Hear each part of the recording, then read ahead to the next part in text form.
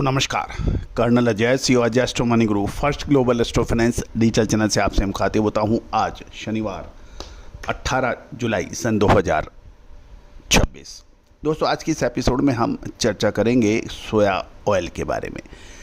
चर्चा होगी सीबॉट यानी शिकागो बोर्ड ऑफ ट्रेड के ऊपर, चर्चा होगी BMD यानी बुर्सा मलेशिया डेरिवेटिव एक्सचेंज पर, चाइना और यूरोप के बारे में पूरी चर्चा खाद्य तेलों में हम डिटेल में करने का प्रयास करेंगे।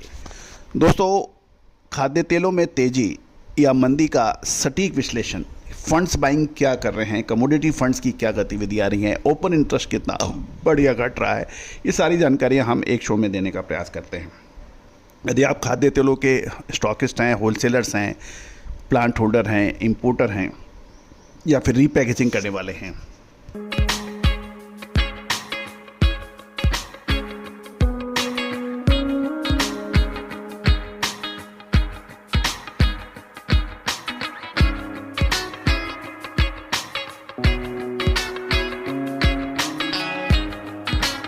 तो हमारी अग्रिम विशेष रिसर्च रिपोर्ट स्पॉट मार्केट के लिए आप संपर्क कर सकते हैं।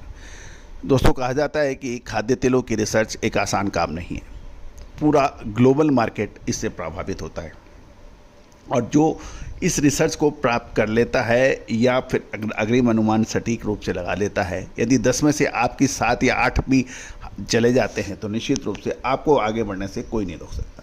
जानिए रिपोर्ट विस्तार से। दोस्तों खबर निकल के आ रही है कि ग्लोबल कमोडिटी बाजार में और स्पेकुलेटिव फंड्स की एग्रेसिव बाइंग के चलते शिकागो बोर्ड ऑफ ट्रेड पर सोया ऑयल की कीमतों में एक भारी उछाल दर्ज किया गया है।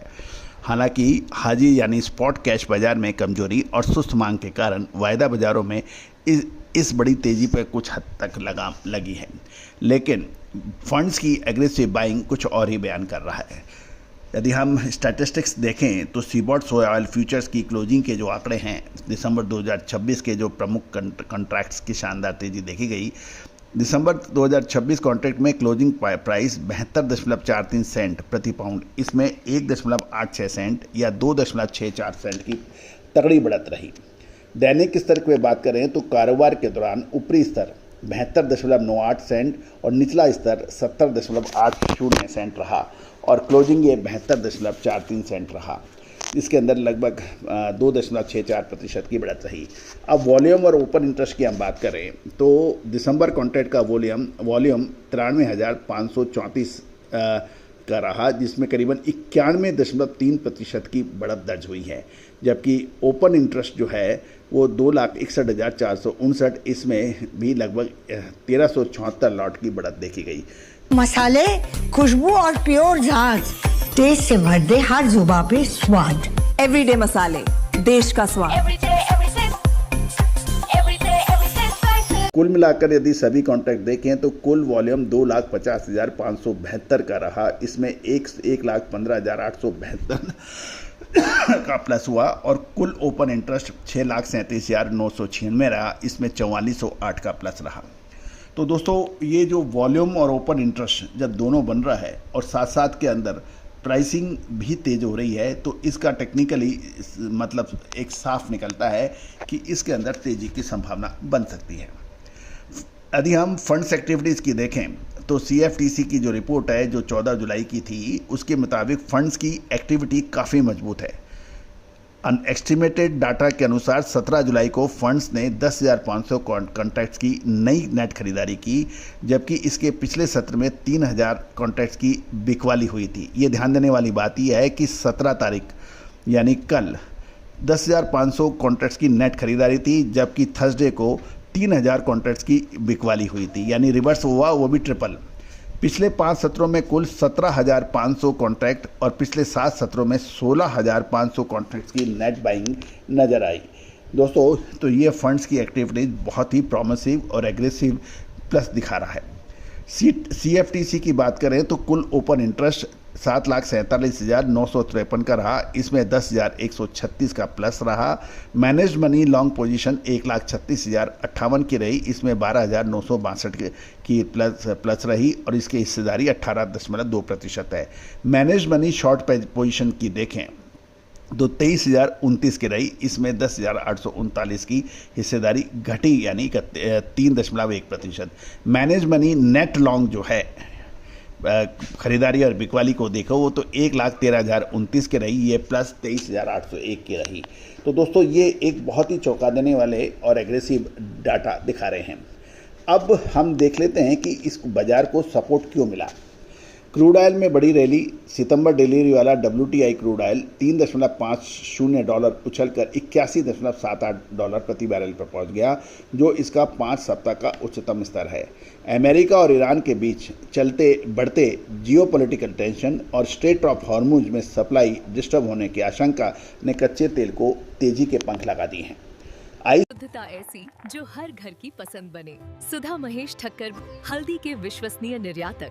आज ही संपर्क करें। आइस कैनोला की बात करें तो आइस कैनोला के फ्यूचर के अंदर मजबूती थी और नवंबर कॉन्ट्रैक्ट जो है वो भी 794.50 पर बंद हुआ और एनर्जी मार्केट की ओवरऑल मजबूती के कारण ये कॉन्ट्रैक्ट हाई के करीब पहुंच चुका है।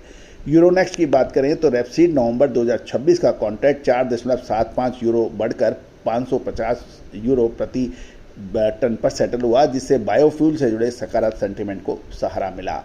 अब मलेशिया की बात कर लें तो BMD of future oil Malaysia बाजार में अक्टूबर कॉन्ट्रैक्ट हालांकि 0.26 या रिंगट 12 गिरकर ये 4594 रिंगट प्रति टन पे बंद हुआ, जो ऊंची इन्वेंट्री स्टॉक, चीन के डेलियन एक्सचेंज में कमजोरी के बावजूद कमजोर रिंगट और मौसम की चिंताओं ने यहाँ पर गिरावट सीमित रखी है।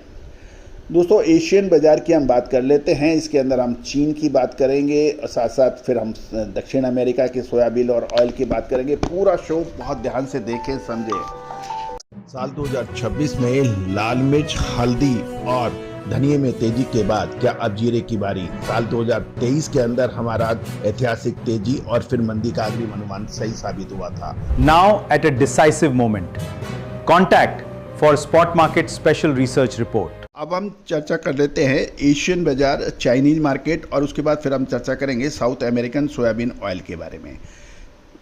प्रोग्राम के इस हिस्से में हम बात कर रहे हैं सबसे पहले चाइना के बारे में। चाइना के बाज़ारों में आफ्टरनून क्लोजिंग के समय पाम और सोयाबीन ऑयल में गिरावट देखी गई है, जबकि रेपसीड ऑयल में मामूली बढ़त देखी गई है।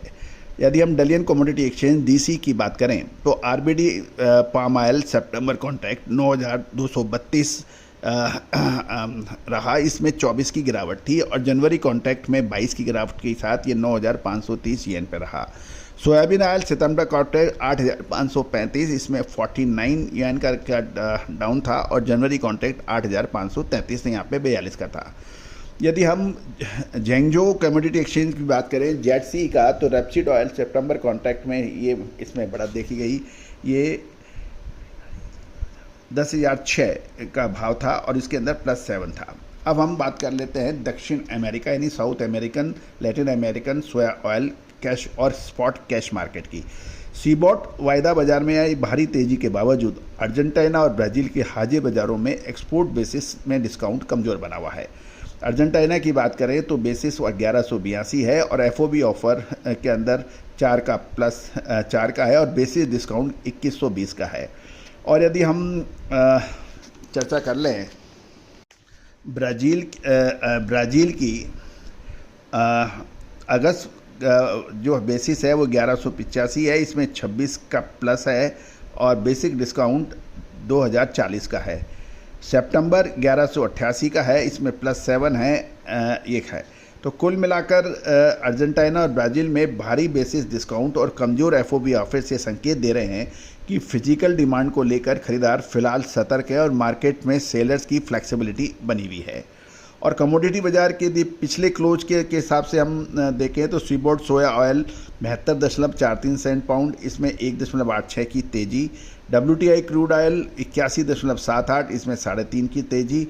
और आइस कैनोला इसमें $794, इसमें 11 की तेज़ी। यूरोनेक्स रेपसीड 550, इसके अंदर 4.75 यूरो की तेज़ी। BMD ऑयल इसके अंदर जो 4594 रिंगेट, इसमें 12 की गिरावट। तो ये इसका एक स्नैपशॉट है। और हम बात कर लेते हैं कि अब मार्केट आउटलुक की जो बात है कि क्रूड ऑयल में जारी तेजी, फंड्स की आक्रामक बाइंग और मैनेज मनी की बढ़ती नेट लॉन्ग पोजीशन के कारण शॉर्ट टर्म अवधि में सोया तेल में मजबूती की संभावनाओं से इनकार नहीं किया जा सकता। ये भी ध्यान देने वाली बात यह है कि लैटिन अमेरिका यानी साउथ अमेरिका बाज़ारों में कमज़ोर बेसिस, चीन के बाज़ारों में सुस्ती, ऊंचे पाम ऑयल के स्टॉक के चलते स्पॉट मार्केट से मिलने वाले संकेत थोड़े कमज़ोर हैं। आने वाले दिनों में बाजार की चाल काफ़ी हद तक कच्चे तेल की कीमतें, global geopolitical tension, physical demand के ऊपर निर्भर करेगी। तो दोस्तों ये था कंप्लीट अपडेट, लेकिन कमोडिटी फंड्स की एग्रेसिव बाइंग निश्चित रूप से एक ये सकारात्मक के संकेत से इनकार नहीं कर रही है। दोस्तों लगातार अपडेट विश्लेषण के लिए आप संपर्क कर सकते हैं, नंबर स्क्रीन पे दिए हुए हैं। हमारा डिस्क्लेमर्स भी बहुत ध्यान से देख लें, समझ लें। ये सभी जानकारियाँ रिसर्च, एजुकेशन और शैक्षणिक उद्देश्य से दी जा रही है। किसी भी प्रकार की लाभ हानि की जिम्मेदारी हमारा चैनल नहीं लेता है। हमारा this is also to be confirmed that past performance, it is not giving any guarantee for future trend also. One more thing I would like to share with you, trading, it is subject to market risk. You need to read our document very carefully, and whatever decision is being taken, it is with your own wisdom, and you can take consultation from your analyst also. All the very best, good luck, happy trading.